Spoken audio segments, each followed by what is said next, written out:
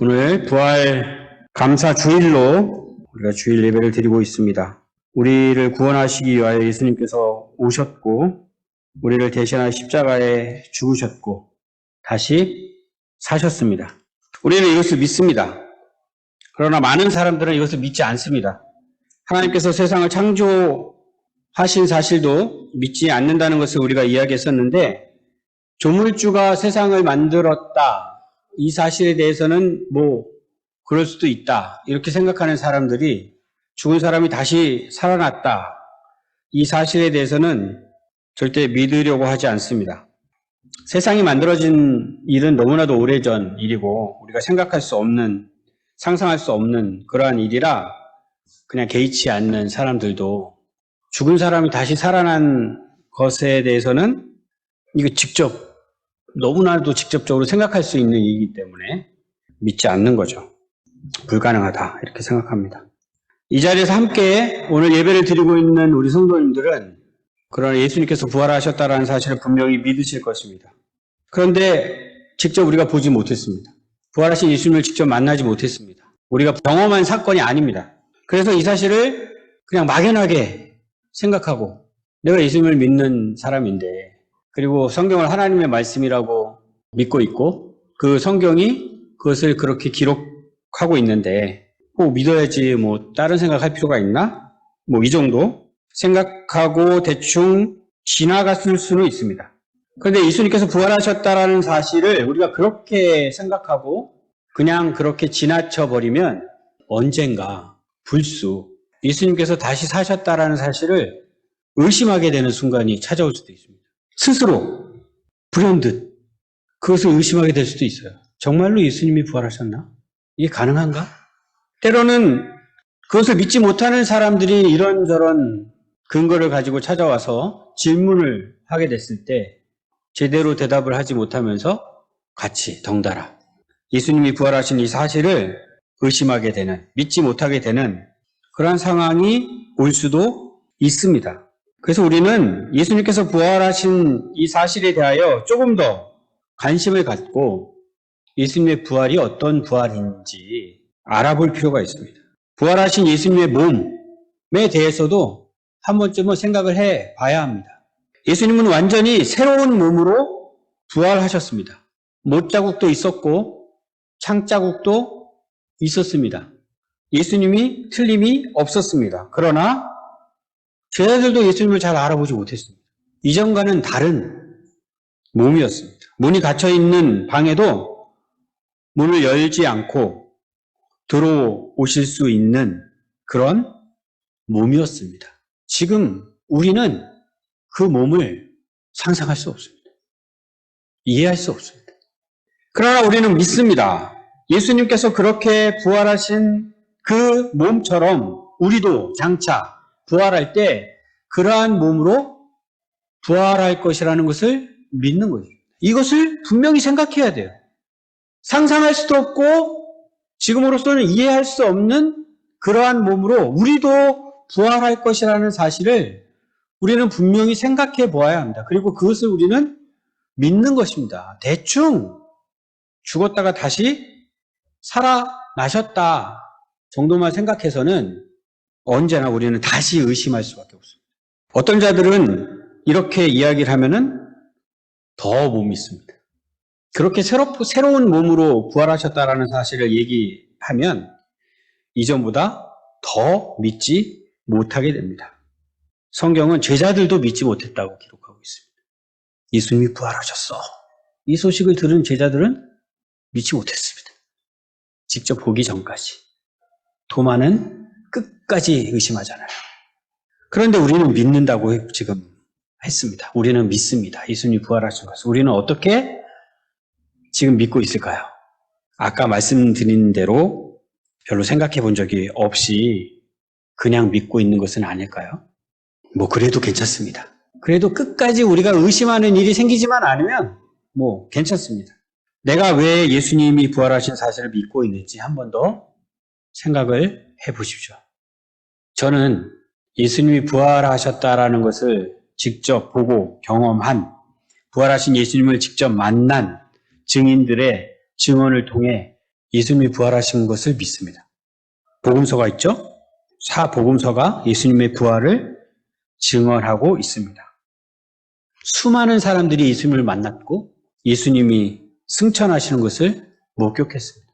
지금으로서는 상상할 수 없고 과학적으로는 절대로 설명할 수 없는 그러한 일들을 그들은 경험했습니다.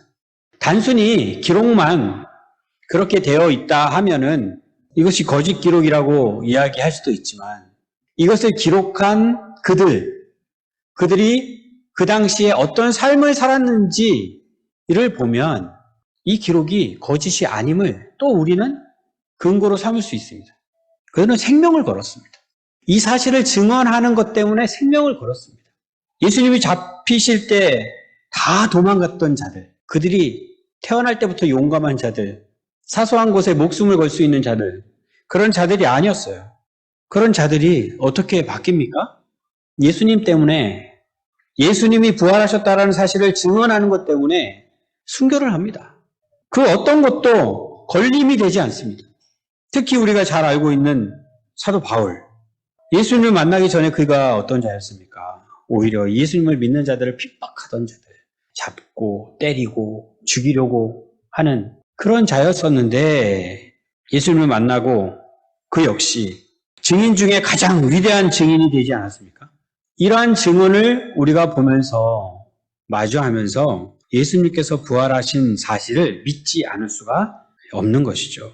그런데 이상한 것은 다른 한편에서는 이러한 증언이 있음에도 불구하고 절대로 안 믿습니다. 이것이 참 신기합니다. 그건 역시 성경을 확인해 봤더니 뭐라고 이야기합니까? 믿음은 하나님의 선물이다. 이렇게 명백한 증언에도 불구하고 도대체 그 사람들은 왜 믿지 않나? 이런 생각을 제 입장에서는 하게 되는데, 그게 아니구나. 내가 믿는 것조차, 내가 이 증인들의 증언을 보고 믿게 되는 것조차 하나님께서 나에게 주신 그 선물이 아니었다면 불가능한 일이구나. 하나님께서 나를 택하셨고 나를 부르셨고 성령님이 오셨고 나에게 믿음의 선물을 주셨다는 것입니다. 그래서 그 차이가 생긴다는 거예요. 누구는 믿고 누구는 절대로 믿지 않고. 맞나요? 이 자리에 계신 분들은 그 믿음의 선물을 받으신 분들이 맞으신가요? 성령 하나님께서 우리 한 분 한 분 우리 성도님들께 찾아오셨습니다.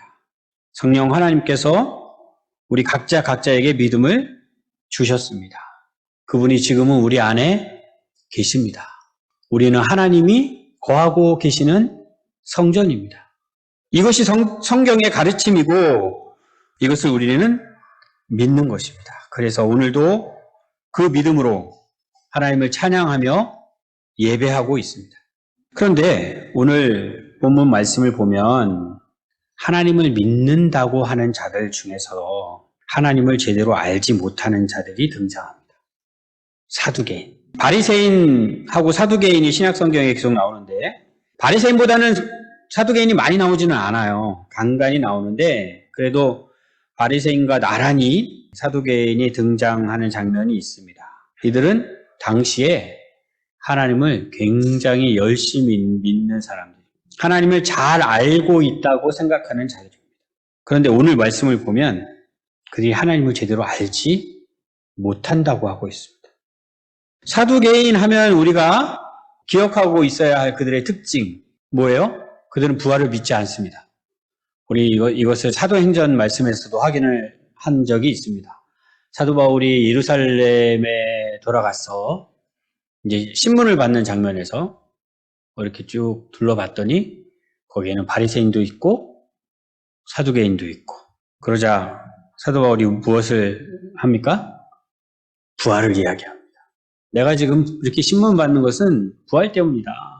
그 얘기를 하자마자 바리새인은 당장 사도 바울의 편이 됩니다. 그들은 부활을 믿는 자들이었으니까. 사두개인은 부활을 믿지 않는 자들이었으니까 그들과 대적하게 됩니다.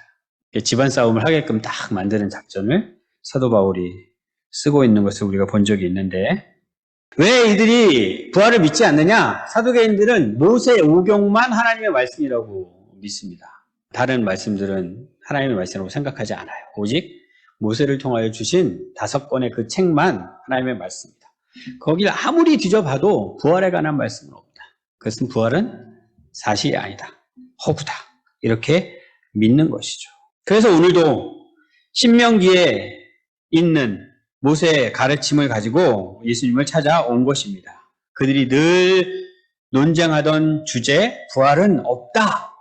이것을 증명해 보이기 위해서 예수님께 찾아와 질문을 지금 하고 있는 거죠.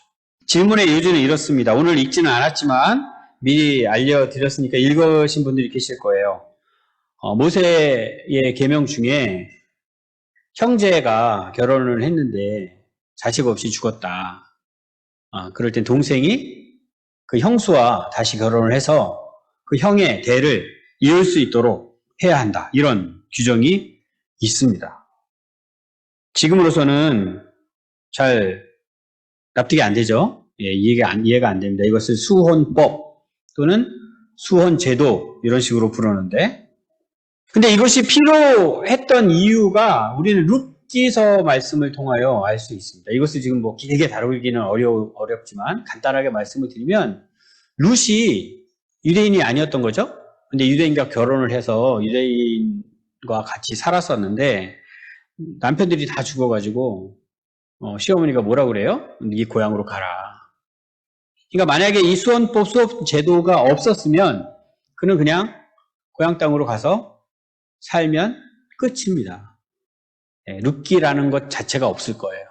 그런데 이 수혼 제도 때문에 그는 다시 유대인의 지역으로, 살고 있던 지역으로 돌아오고 친척을 찾아서 결혼을 하게 됩니다. 그리고 그 후손이 누구예요? 다윗, 또 예수님. 이 수혼 제도를 통하여 그저 그냥 이방 민족으로 돌아가서 이름도 뭐 없이 그냥 사라지는 존재로 살 수밖에 없던 룻이 다윗의 조상으로 예수님의 족보에 오르게 되는 인물이 된 거죠. 엄청나게 다른 결과를 낳게 만드는 그러한 제도였던 것입니다. 어쨌든 지금 사두개인은 이 말씀을 근거로 부활은 있을 수가 없다. 왜요? 그렇게 결혼을 반복해서 계속 하게 되면, 뭐 이 가정이라는 것 자체가 좀 터무니없는 가정이긴 하지만 나중에 부활하게 되면 그럼 누가 누구의 아내가 되느냐, 이렇게 따지는 거죠. 어떻게 생각하세요? 사두개인들이 이것을 근거로 예수님께 지금 부활이 없다는 것을 따져 물으려고 하는 이 상황. 그래도 좀 배울 만큼 배운 사람들일 텐데 저는 이렇게 좀 질문을 한다라는 게 좀 너무 유치하다는 생각이 좀 듭니다. 예수님은 어떻게 대응하십니까? 그들의 문제를 한마디로 이렇게 정리해 주십니다. 무지하다. 너희들이 뭘 모른다. 우리가 부활을 믿는 자들이라고 했습니다. 우리가 어떻게 부활을 믿을 수 있지? 이런 의심하는 생각이 슬그머니 들기 시작하면 우리는 오늘 이 말씀을 기억해야 합니다. 나는 무지하다. 뭘 몰라서 그것을 의심한다. 부활을 믿지 못하는 사람들이 나를 찾아와서 그것을 어떻게 믿을 수가 있느냐. 말도 안 되는 일이 아니냐. 어떻게 그것이 가능하냐. 이렇게 따지면서 우리를 조롱할 때 우리는 무슨 생각을 하면 된다고요? 저들은 무지하다. 뭘 몰라서 저렇게 이야기하고 있다. 이 생각을 먼저 해야 한다는 것입니다. 그런 일은 있을 수 없다. 부활을 믿지 않는 사람들은 그렇게 생각을 합니다. 그리고 우리 중에서도 언젠가는 갑자기 이런 생각을 할 수도 있습니다. 그럴 때 우리는 어떤 방식으로 생각을 하고 있는지를 한번 생각을 해봐야 합니다. 왜 그렇게 생각하고 있는지. 부활은 불가능하다. 보통 그것을 과학적 사고방식 이렇게 이야기합니다. 과학적 사고방식. 과학적으로 설명할 수 없는 것은 사실이 아니다. 과학적으로 설명할 수 있어야만 그것은 사실이다. 이렇게 생각하는 사람들의 사고방식입니다. 그렇습니다. 그 테두리 안에서만 살아가는 겁니다. 그 테두리 안에서만 생각하는 겁니다. 그러면 그들의 생각이 맞습니다. 부활은 가능하지 않습니다. 과학적으로는 불가능합니다. 과학적으로 설명할 수가 없습니다. 과학적으로는 그것은 사실이 아닙니다. 우리 역시도 부활을 과학적인 사실로 생각하지 않습니다. 그런데 그들은 그것을 과학적으로 증명하려고 합니다.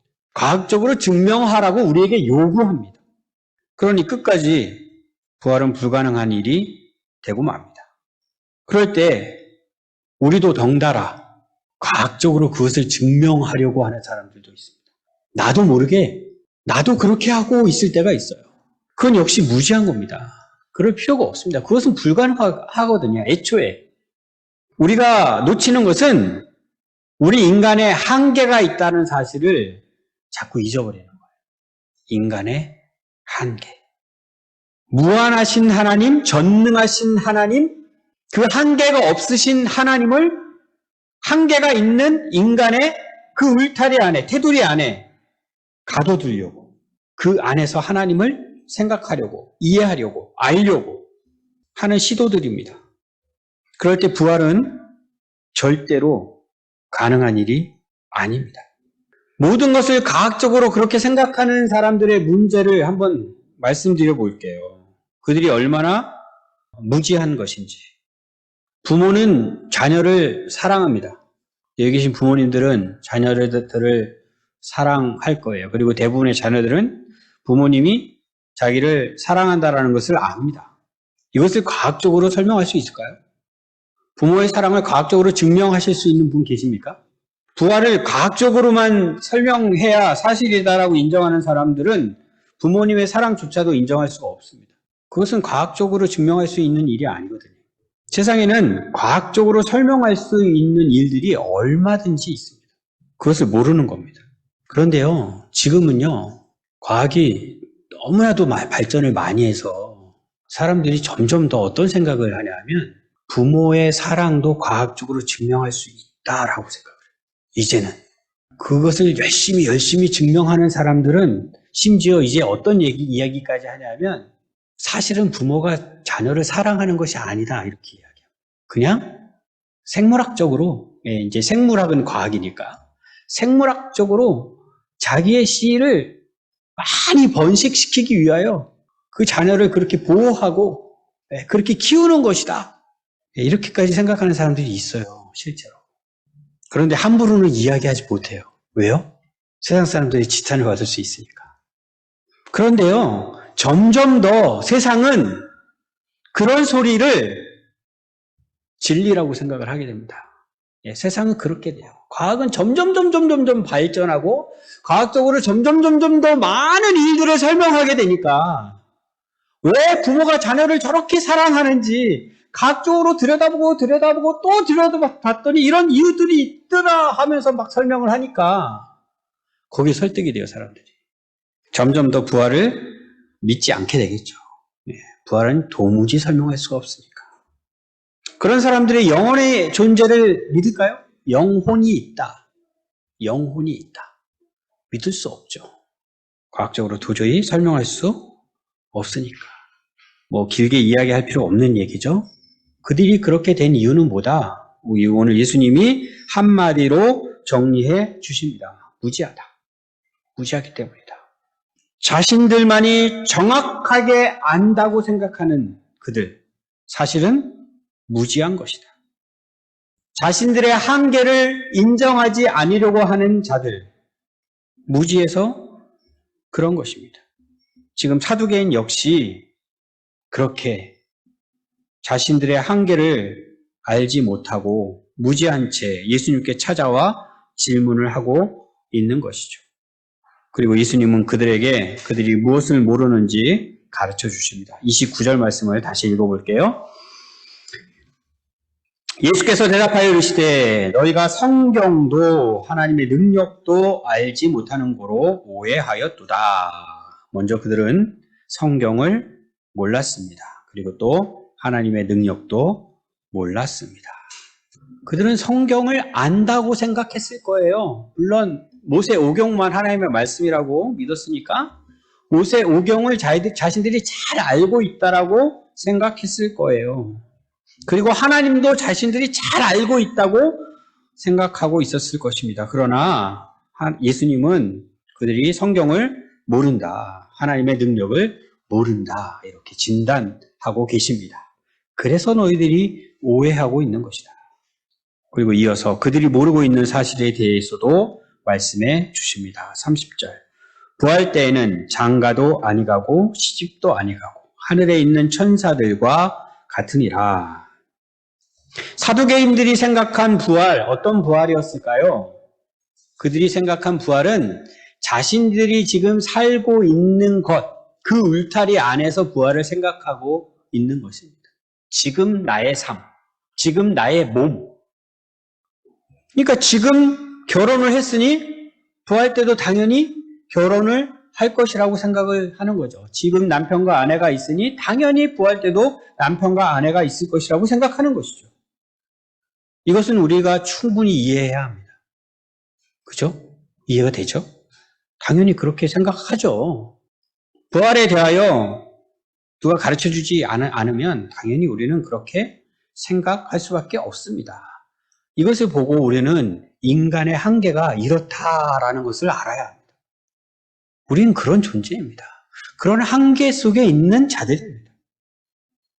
그래서 우리 역시도 만약에 사두개인이 이렇게 찾아와서 어처구니 없는 질문이지만 예수님께 질문하지 않았다라면, 그리고 예수님이 이렇게 가르쳐 주시지 않았다라면 우리 역시도 지금 부활을 그렇게 생각하고 있었을 거예요. 그렇게 생각할 수밖에 없는 자들이니까. 우리가 알고 있는 것들, 우리가 지금 경험하고 있는 것들, 그 한계 속에서만 우리는 생각합니다. 문제는 이것을 모른다는 거예요. 내가 그렇게 생각하고 있다는 사실을 모른다는 거예요. 그것을 인정하려고 하지 않는다는 거예요.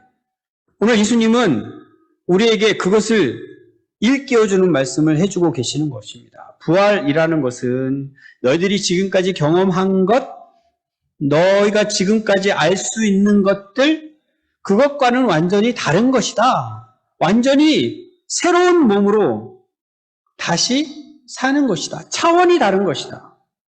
하나님께서 죽은 자를 다시 부활시키시는 것은 너희들이 생각하는 것을 뛰어넘는 것이다. 그것이 하나님의 전능하신 능력이다.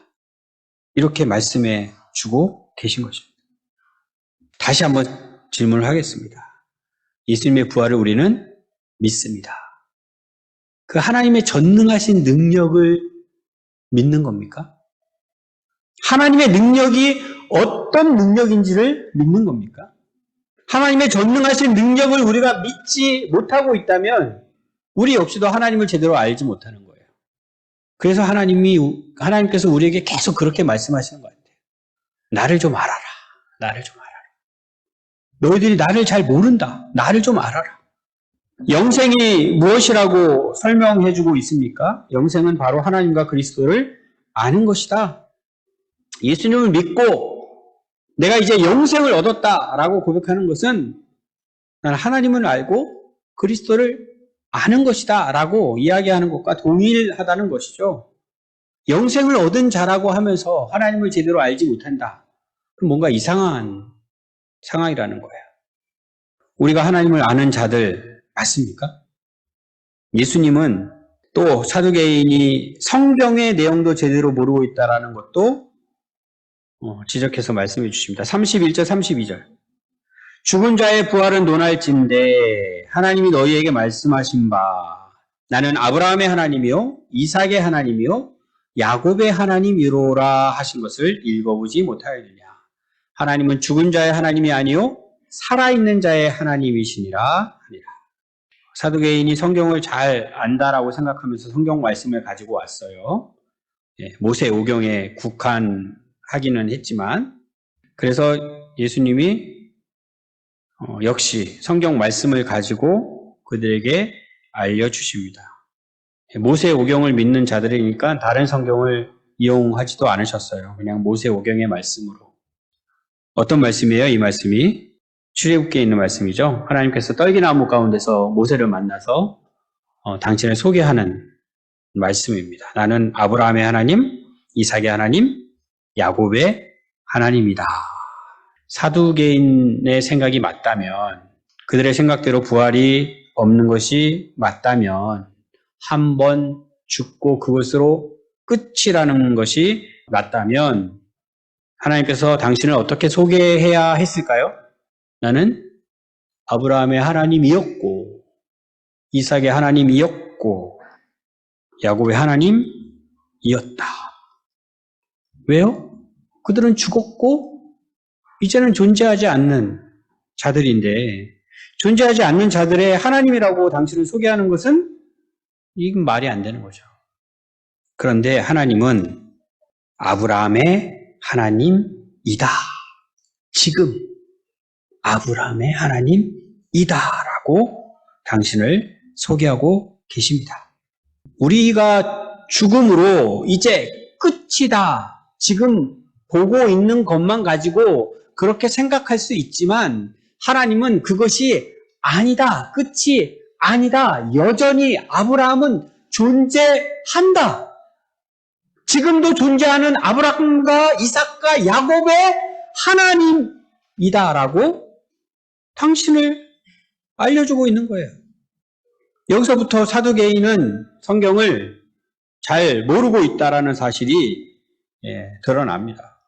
성경을 제대로 알기만 했으면 하나님의 능력이 어떤 능력인지 제대로 알기만 했으면 그들의 주장은 논쟁거리가 되지 않았을 것이라는 거죠. 우리는 일단 여기서 그렇게 우리에게 도전해 오는 자들에게 우리가 어떻게 대처해야 하는가를 생각해 볼 수 있습니다. 성경도 모르고 하나님의 능력도 모르는 자들이 우리에게 도전해 올 때 과학적인 사고방식을 가지고 논쟁하려고 하는 자들 두려워하실 필요가 없습니다. 그들은 무지한 자들이다라는 것을 기본적으로 우리는 생각할 수 있어요. 그들은 알지 못하는 자들이에요.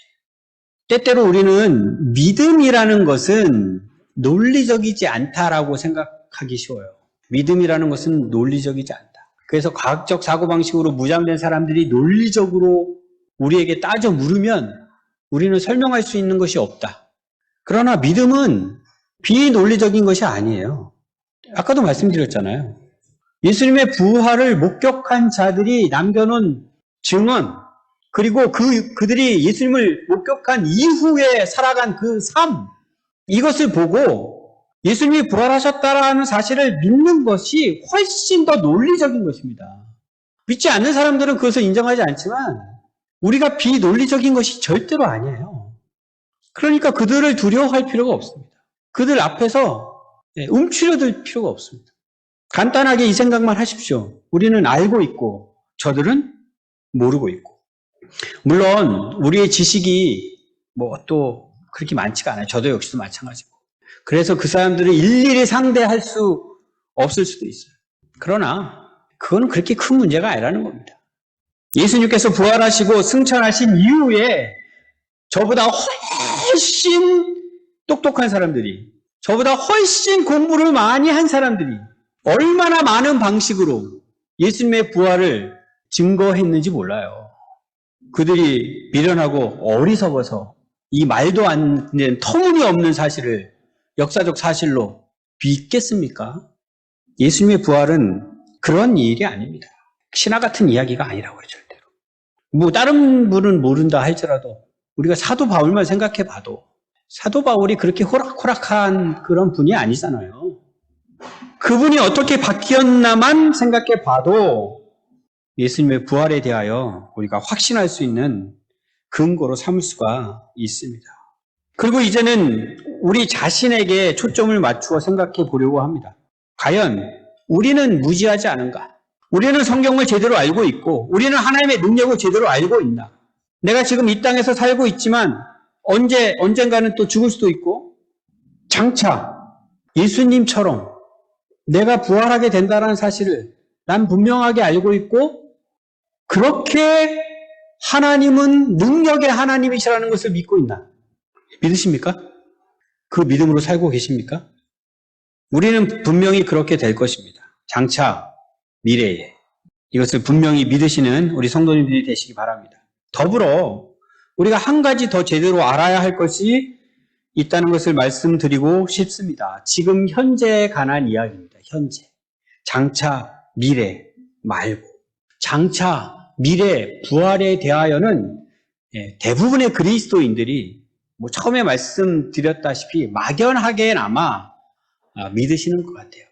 근데 지금 우리에게 더 심각하게 문제가 되는 것은 현재 우리가 알아야 할 것을 제대로 알고 믿어야 할 것을 제대로 믿고 그렇게 살고 있는가?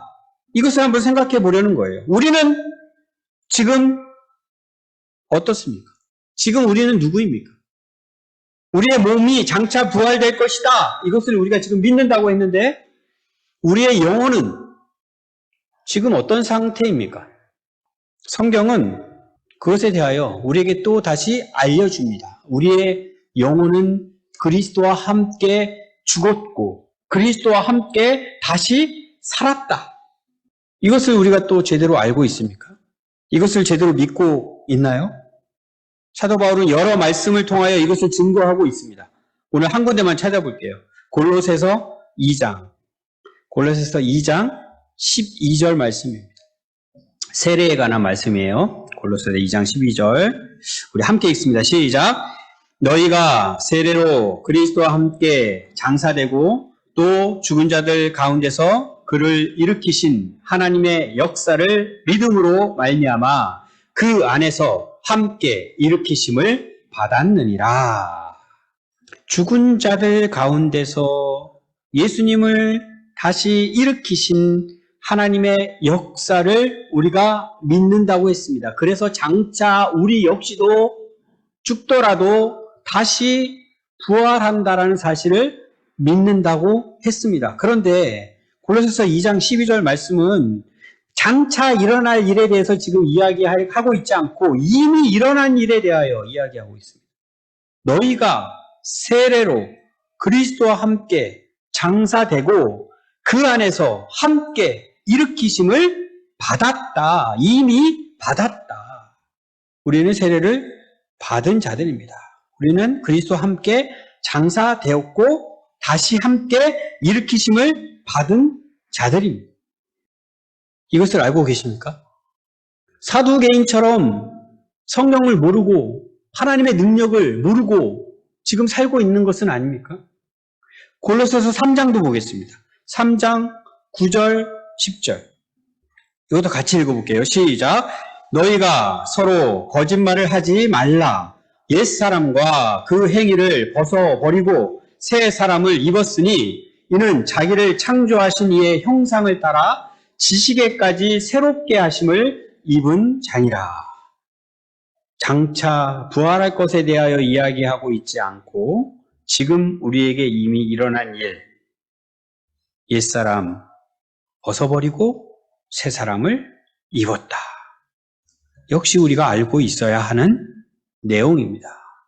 이것을 믿고 살라고 하나님께서 이 말씀을 우리에게 주신 것입니다. 분명히 알아야 할 말씀, 분명히 믿고 있어야 할 말씀, 새 사람을 입은 자로서 새롭게 허락하신 삶을 지금 우리는 살아야 하는 것입니다. 이것을 자꾸 잊고 살고 있다면 우리는 다시 사두개인처럼 지금 살고 있는 거예요. 성경도 모르고 하나님의 능력도 모르고 엉뚱하게 오해하면서 오늘 우리의 삶을 구체적으로 다시 한번 돌아보십시오. 막연하시죠? 뭘 생각해야 되나? 지금 나에게 가장 시급하게 해결해야 할 문제가 무엇인지를 생각하십시오. 가장 큰 고민거리. 어찌해야 할 바를 잘 모르겠다라고 생각하는 부분. 나에게 가장 큰 스트레스가 되는 일. 어떤 일이 있습니까? 내 자신에 관한 일입니까? 아니면 가족의 일입니까? 가족 간의 관계에서의 어떤 문제가 있습니까? 사업장에서, 직장에서, 학교에서 우리를 늘 고민하게 하는 것들. 그것을 해결을 해야 되잖아요. 어떻게 해결할 수 있을까요? 어떻게 해결할 수 있다라고 생각하고 계십니까? 자신만의 해결 방안. 이것만 생각해 봐도 오늘 말씀을 우리는 충분히 적용할 수 있어요. 우리가 옛사람으로 여전히 예수님과 함께 죽고 예수님과 함께 다시 살아난 자로서 생각하는 것이 아니라 과거에 예수님과 전혀 상관없는 존재로서 그 일들을 지금 생각하고 있나? 그 일들을 해결하려고 생각하나 어떻게 하고 계신 것 같아요? 새 사람으로 생각하고 계십니까? 새 사람은 누구입니까? 하나님의 능력으로 다시 살아난 자입니다. 내가 부딪히는 그 문제가 하나님과 전혀 상관없는 문제일까요? 하나님과 전혀 무관한 문제입니까? 나만의 문제입니까? 하나님은 관심이 없으실 그런 문제입니까? 그런 문제는 단 하나도 없습니다. 먹는 것도 마시는 것도 하나님의 영광을 위하여 하라고 말씀하셨는데 그 무엇이 하나님과 상관없는 일이 있겠습니까? 우리의 모든 일은 하나님과 관련이 있습니다. 왜요? 아브라함의 하나님, 이삭의 하나님, 야곱의 하나님이 오교환의 하나님이시기 때문에 하나님이 이제는 나와 상관없는 분이 아니세요. 왜요? 나를 다시 살리신 분이시기 때문에. 장차는 우리의 몸을 부활시키실 능력의 하나님이시지만 지금은 우리의 영혼을 다시 살게 하신 능력의 하나님이시기 때문에 우리의 모든 것이 그 하나님과 관련이 있습니다. 그런데 우리는 또 이것을 잊어버리는 거예요. 이것에 대하여 무지한 것입니다. 그 무지로 인하여 또 오해합니다. 이것은 그냥 나만의 문제, 내가 해결해야 할 문제, 어떻게 해서든 내가 벗어나야 할, 내 힘으로 감당해야 할 문제라고 생각하고 있는 것이죠. 그 문제에 관해서도 우리는 성경을 알아야 합니다. 하나님의 능력을 알아야 합니다. 성경은 그 직면한 문제에 관하여 우리에게 분명히 알려주고 계십니다. 우리는 그 말씀에 귀를 기울일 수 있어야 돼요. 성경 66권은 우리가 전부 알 수는 없습니다. 그러나 신기하게도 하나님께서 우리에게 필요한 말씀을 허락하십니다. 우리에게 주시는 말씀으로 인도하십니다. 그것이 하나님의 능력입니다. 우리는 그것을 알아야 하고 그것을 믿어야 합니다. 그 믿음으로 우리는 사는 자들이에요. 박민영 집사님께서 책을 소개해 주셨죠. 너무나 좋다고 정말 좋으셨나 봐요. 참지 못하시고 글을 올리셨어요.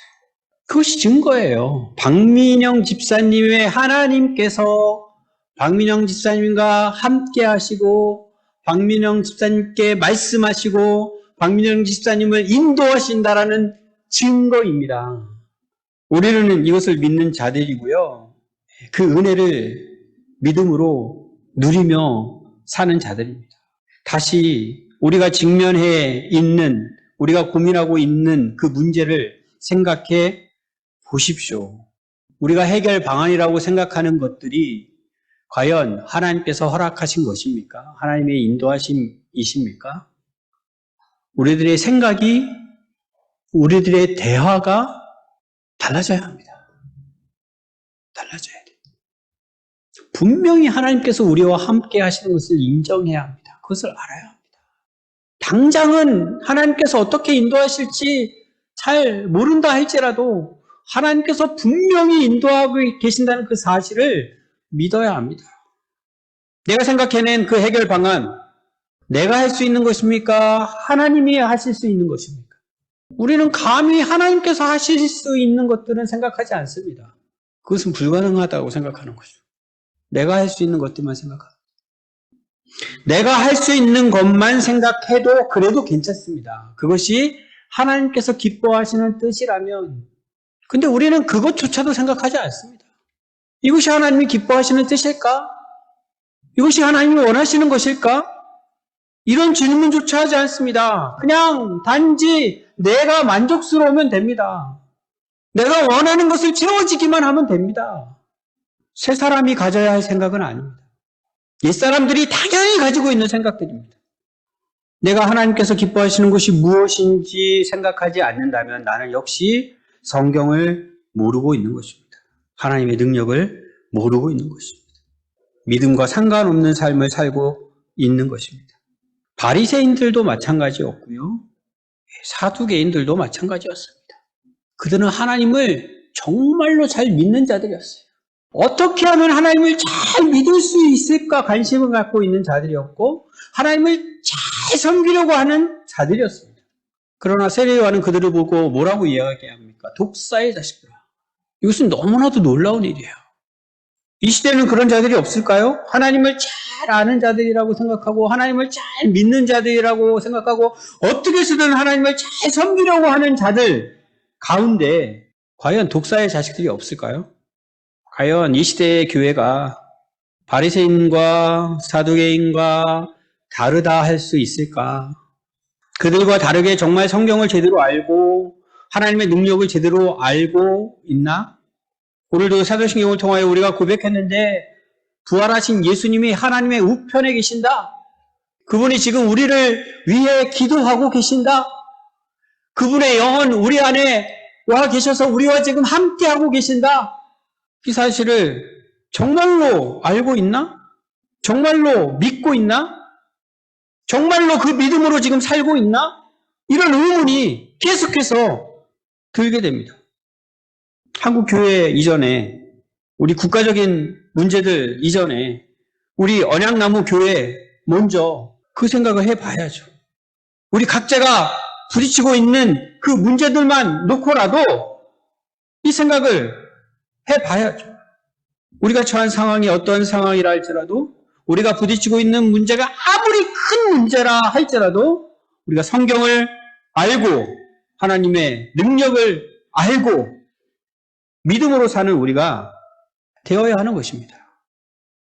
오늘 부활절을 맞이했는데 부활하신 주님을 우리가 믿는 믿음의 고백을 분명히 하실 수 있을 것입니다. 더불어 우리의 구체적인 삶의 현장 속에서 하나님께서 우리에게 약속해 주신 것이 무엇인지 발견하고 도무지 바랄 수 없는 것이라 할지라도 우리 성도님들이 도무지 바랄 수 없는 것이라고 생각하고 있는 것들이 많더라고요.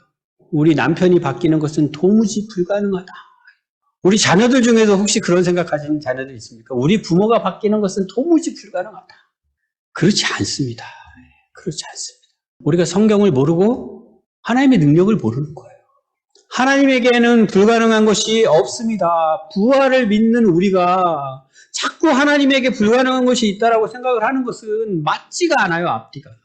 도무지 바랄 수 없는 곳조차 소망하며 믿음으로 살아가는 우리 모두가 되기를 주님의 이름으로 축복합니다.